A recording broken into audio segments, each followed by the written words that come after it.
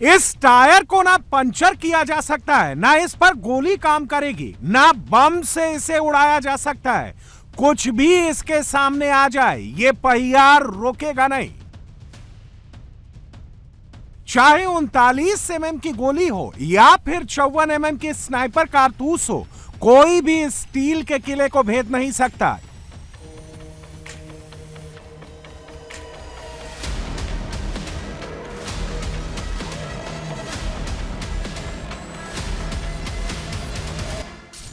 यह है पुतिन की कार औरस सीनेट, जिसका एक एक पार्ट, एक एक हिस्सा इतना मजबूत है जिसको ना गोली पार कर सकती है, ना बम इसका कुछ बिगाड़ सकता है। अगर रॉकेट लॉन्चर से वार होगा तो भी सीनेट का कुछ नहीं बिगड़ेगा। और इस कार में बैठे रूस के राष्ट्रपति व्लादिमीर पुतिन को कुछ नहीं होगा। यह पुतिन का सबसे मजबूत सुरक्षा कवच है। पुतिन की कार B776YC77 यह रूस के सबसे शक्तिशाली लीडर की गाड़ी है। जब पुतिन किसी विदेशी दौरे में जाते हैं तो उनके पहुंचने से पहले उनकी स्पेशल कार सीनेट पहले पहुंच जाती है, क्योंकि इस कार के अलावा पुतिन को किसी दूसरी कार पर बिल्कुल भरोसा नहीं है। औरस सीनेट चलता फिरता किला है। सीनेट पर गोली, ग्रेनेड, रॉकेट लॉन्चर का असर नहीं होता। कार में auto circulation module system, emergency communication system, पूरी कार एक ही स्टील के टुकड़े से बनी है। 0 से 100 की रफ्तार महज 6 सेकंड में पकड़ लेती है। पुतिन इसी कार से इंडिया में सफर करेंगे। व्लादिमीर पुतिन जितने शक्तिशाली लीडर हैं, उतने उनके दुश्मन भी हैं। पुतिन 1999 से अपने दुश्मनों के टारगेट पर हैं। पुतिन को मारने की 40 बार कोशिश हो चुकी है और हर बार पुतिन जिंदा बच गए। ऐसा हो पाया पुतिन की सिक्योरिटी की वजह से, जो दुनिया का सबसे मजबूत घेरा है, जिसको तोड़ पाना किसी के बस में नहीं है। दुनिया पुतिन के बारे में जानती है, लेकिन उनके स्पेशल गार्ड्स के बारे में नहीं जानती है, जिनके बारे में आज हम आपको बताएंगे। यह है निकिता बेलेंकी। इनको पुतिन की परछाई भी कहा जाता है, क्योंकि पुतिन जहां पर होते हैं वहां पर उनका स्पेशल गार्ड मौजूद रहता है। निकिता बेलेंकी की लंबाई 6.5 फीट है। वो रूस की स्पेशल फोर्स में पहले कमांडर थे, लेकिन पिछले काफी वक्त से पुतिन की सिक्योरिटी को खुद देख रहे हैं। ऐसा नहीं है कि रूस का कोई भी कमांडो पुतिन का सिक्योरिटी गार्ड बन सकता है, पुतिन के स्पेशल प्रोटेक्शन फोर्स का हिस्सा बन सकता है, बल्कि पुतिन के पास जाने के लिए सबसे मुश्किल इम्तिहान से गुजरना पड़ता है। पुतिन की सुरक्षा में 30 स्पेशल कमांडो होते हैं, जिनकी औसतन उम्र 36 साल है। पुतिन की कोर सिक्योरिटी टीम के कमांडो की एंट्री के लिए खास प्रोटोकॉल होता है। 30 स्पेशल कमांडो की टीम में 8 कमांडो मॉस्को से चुने जाते हैं, 14 कमांडो मॉस्को रीजन से चुने जाते हैं, 8 कमांडो रूस के बाकी हिस्सों से चुने जाते हैं। इन कमांडो की सैलरी 2,26,000 रुपए हर महीना होती है। देश के प्रति वफादारी और पुतिन के प्रति ईमानदारी, यह खास तौर पर देखा जाता है। इन्हीं सिक्योरिटी कमांडो के साथ पुतिन विदेश जाते हैं।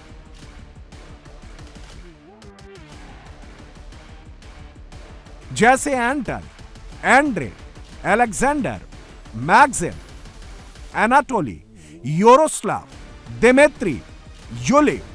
पुतिन की सुरक्षा टीम पुतिन के साथ रूस के स्पेशल प्रेसिडेंशियल प्लेन में चलती है।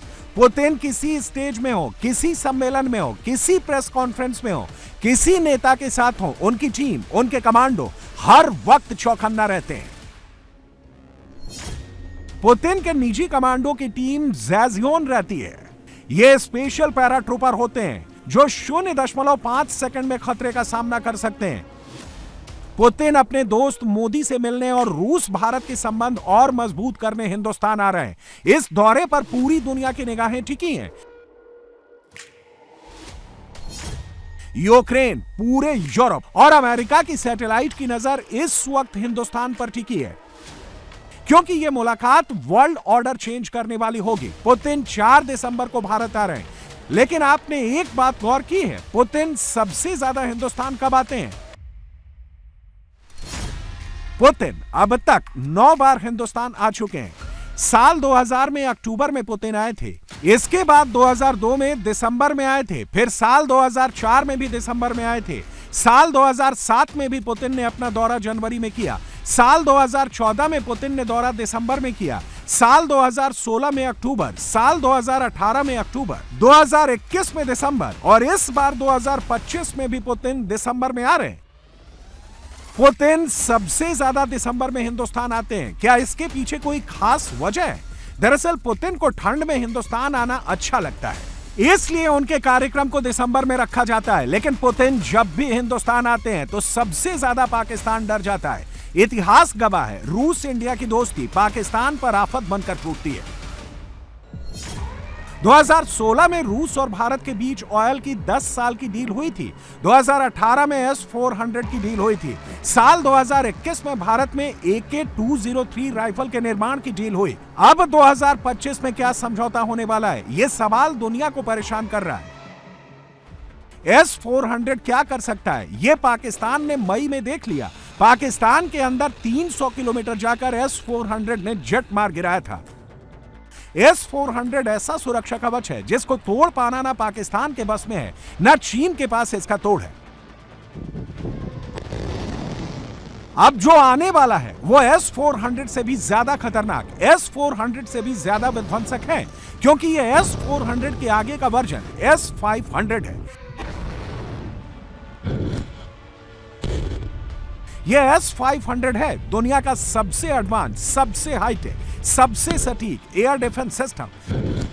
जहां पर S-500 मिसाइल सिस्टम तैनात होता है, उसके आसपास 800 किलोमीटर तक दुनिया का कोई भी फाइटर जेट पास आने की गलती नहीं करेगा, चाहे वो F-35 ही क्यों ना हो। ऐसा कोई प्लेन नहीं है, ऐसी कोई मिसाइल नहीं है जिसको S-500 ट्रैक एंड अटैक नहीं कर सकता।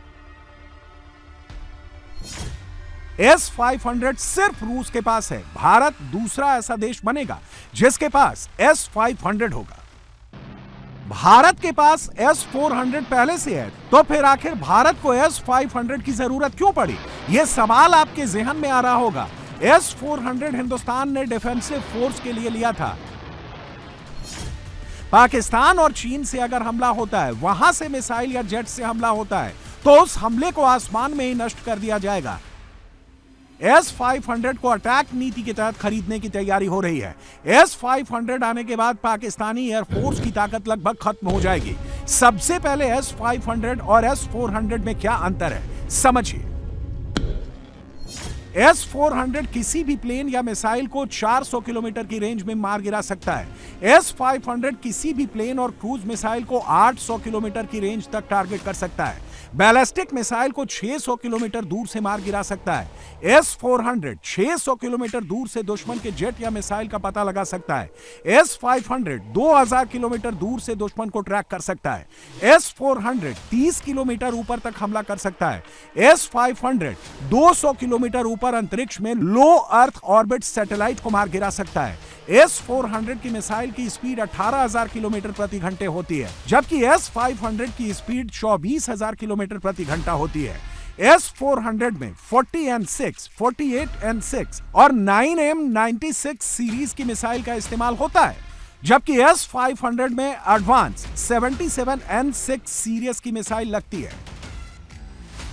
S-500 के साथ एक और अदृश्य हथियार हिंदुस्तान को मिल सकता है, जो दुश्मन को नजर नहीं आता, लेकिन उसकी मार से कोई नहीं बच पाता।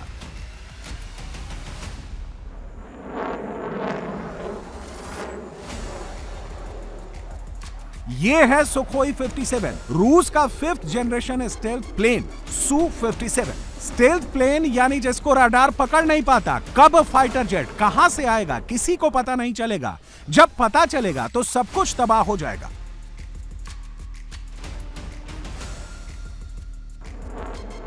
अब Su-57 को देखिए, ना तो इसमें कोई मिसाइल नजर आएगी और ना ही फ्यूल टैंक दिखाई देगा। देखने वालों को लगेगा कि जेट में मिसाइल फिट नहीं की गई है, बल्कि स्टेल्थ जेट के पूरा सिस्टम अंदर फिट होता है। देखिए, Su-57 जब अटैक मोड में आता है तो उसके मिसाइल बॉक्स खुल जाते हैं, तबाही मचाने वाले हथियार दिखाई देने लगते हैं।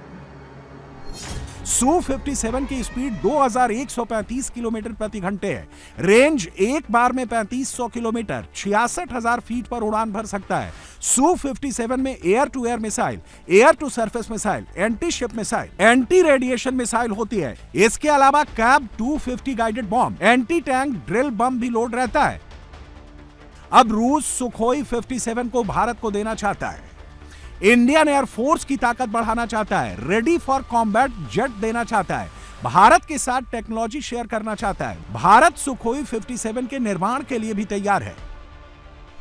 सुखोई 57 में सीड और डेड मिशन को अंजाम देने की भी क्षमता है। वो F-35 और चीनी J-20 में भी नहीं है। Su-57 में रेडिएशन मिसाइल है जो ग्राउंड पर मौजूद एयर डिफेंस सिस्टम और रडार को ब्लाइंड बना सकते हैं, जिसे सीड मिशन कहा जाता है। और जरूरत पड़ने पर उन्हें ध्वस्त भी किया जा सकता है, जिसे डेड मिशन कहा जाता है। इसकी एक क्षमता है, इसीलिए भारत के लिए यह एक शानदार ऑप्शन बन जाता है। रूस के पास दुनिया की खतरनाक सेना और दुनिया के एडवांस हथियार हैं। हिंदुस्तान दुनिया की चौथी बड़ी इकोनॉमी है। पुतिन के पास वेपन है, मोदी के पास मनी है। दोनों की दोस्ती वर्ल्ड पावर वाली है। दुनिया को पता है व्लादिमीर पुतिन किसी की सबसे ज्यादा बात मानते हैं, वो नरेंद्र मोदी है। इस दोस्ती को तोड़ने की कोशिश डोनाल्ड ट्रंप ने बहुत की। अमेरिका ने भारत पर 50% का टैरिफ लगा दिया, हिंदुस्तान पर जबरदस्त प्रेशर डाला, लेकिन ट्रंप का कोई भी ट्रंप कार्ड काम ना आया। रूस और भारत की दोस्ती में अब नया आयाम जुड़ने वाला है। डिफेंस डील की आगे वाली डील होने वाली है, जिससे अमेरिका खासा चिंतित होगा। इस डील के मुताबिक रूस के 5 युद्धपोत, 10 मिलिट्री एयरक्राफ्ट, 3000 सैनिक 5 साल के लिए भारतीय जमीन पर तैनात किए जाएंगे। इसे 5 साल के लिए बढ़ाया जा सकता है। भारत के भी इतने ही सैनिक और जंगी जहाज रूस में भी तैनात किए जाएंगे। यानी दो देशों की दोस्ती और भी ज्यादा गहरी होने वाली है। रूस से सबसे ज्यादा हथियार भारत खरीदता है। रूस की इकोनॉमी इंडियन डिफेंस मार्केट पर टिकी है। रूस के ऑयल को भी मार्केट खरीद रहा है। और यही बात ट्रंप को अच्छी नहीं लग रही है। ट्रंप को लगा था कि वो ऑर्डर देंगे और पुतिन युद्ध रोक देंगे। जब ऐसा नहीं हुआ तो ट्रंप को लगा इंडिया को ऑर्डर देंगे और इंडिया रूस पर प्रेशर डालेगा। लेकिन जब ट्रंप को समझ में आ गया कि हिंदुस्तान और रूस किसी से ऑर्डर नहीं लेते हैं, बल्कि वर्ल्ड ऑर्डर बदलने की ताकत रखते हैं, तो अमेरिका भी चुपचाप खड़ा हो गया। ट्रंप को पुतिन से मिलने के लिए बहुत पापड़ बेलने पड़ गए थे। पुतिन को अमेरिका पर भरोसा नहीं था, इसलिए उन्होंने अलास्का को चुना था। ऐसे में पुतिन का इंडिया आना और भी ज्यादा महत्वपूर्ण है। पुतिन जब आते हैं तो उनके साथ सीक्रेट एजेंट और कमांडो की फोर्स भी आती है। पुतिन के स्पेशल टीम में एक माइंड कंट्रोलर होता है, जिसका काम होता है दुश्मन को कंफ्यूज करना। एक पूछ सूटकेस रखता है। एक कमांडो हर वक्त फायर करने के लिए रेडी रहता है। एक commando bullet proof jacket carry करता है, जिसका काम होता है पुतिन को सुरक्षा कवच देना। एक कमांडो के पास न्यूक्लियर बटन वाला सूटकेस होता है और एक फूड टेस्टर होता है, जो पुतिन के खाने की जांच करता है। पुतिन को जहर देकर मारने की कई बार कोशिश हुई है, इसलिए पुतिन जिस होटल में रुकते हैं वहां के किचन में पुतिन का आदमी खाना बनाता है। उस खाने की कई बार जांच होती है। पुतिन जिस होटल में रुकते हैं वहां के सारे रूम पहले ही बुक कर लिए जाते हैं। पुतिन जिस रास्ते से निकलते हैं वहां पर स्नाइपर्स भी तैनात रहते हैं। इतना ही नहीं, कई मौकों पर पुतिन के डुप्लीकेट को आगे भेजा जाता है। पुतिन के आने से पहले रूस के 50 अफसर इंडिया आ चुके हैं। पुतिन का सिक्योरिटी घेरा बना लिया गया है। अब पुतिन आएंगे, मोदी से मिलेंगे, तो पूरी दुनिया नए वर्ल्ड ऑर्डर की पावर देखेगी।